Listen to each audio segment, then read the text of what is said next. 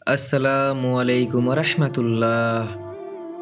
কোরবানি বিশুদ্ধ হওয়ার জন্য পশু নির্দিষ্ট বৈশিষ্ট্যের অধিকারী হতে হবে। পবিত্র কোরআনে চতুষ্পদ জন্তুর কথা বর্ণিত হয়েছে। আল্লাহ তাআলা বলেন, আমি সব জাতির জন্য কোরবানির বিধান রেখেছি, যেন আমি তাদের জীবনকরণ হিসাবে যে চতুষ্পদ জন্তু দিয়েছি তাতে আল্লাহর নাম স্মরণ করে। উল্লেখ্য, এখানে জবাই করার সময়ের কথা বলা হয়েছে সূরা হজ আয়াত নম্বর 34। 3 ধরনের চতুষ্পদ জন্তু দিয়ে কোরবানি করা যাবে, তা হলো নাম্বার 1 ছাগল, ভেড়া ও দুম্বা, নাম্বার 2 গরু ও মহিষ, নাম্বার 3 উট।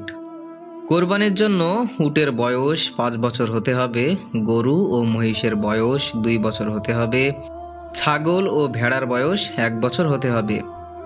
নাফে রহমতুল্লাহি আলাইহি বর্ণনা করেছেন, আব্দুল্লাহ বিন ওমর রাদিয়াল্লাহু তাআলা আনহু কোরবানি ও হজ ও উমরা পশুর ক্ষেত্রে উটের বয়স 5 বছর, গরু ও মহিষের বয়স 2 বছর এবং ছাগল, দুম্বা ও ভেড়ার ক্ষেত্রে 1 বছর বয়স হওয়ার কথা বলতেন।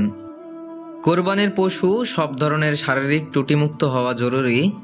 গুণগত দিক থেকে উত্তম হলো পশুটি দেখতে সুন্দর, নিখুঁত বা দোষ ত্রুটি মুক্ত ও হৃষ্টপুষ্ট হবে।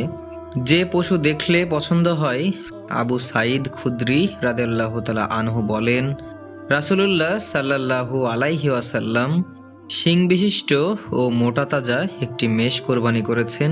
এর চেহারা, পা ও চোখ ছিল মিটমিটে কালো। সুনান ইবনে মাজাহ হাদিস নম্বর 3128।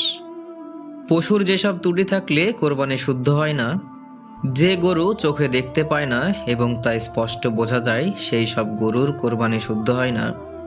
কোনো পশু যদি রোগবালায় আক্রান্ত হয় এবং বিষয়টি যদি স্পষ্টরূপে বোঝা যায়, তাহলে তা দিয়ে কোরবানি শুদ্ধ হয় না।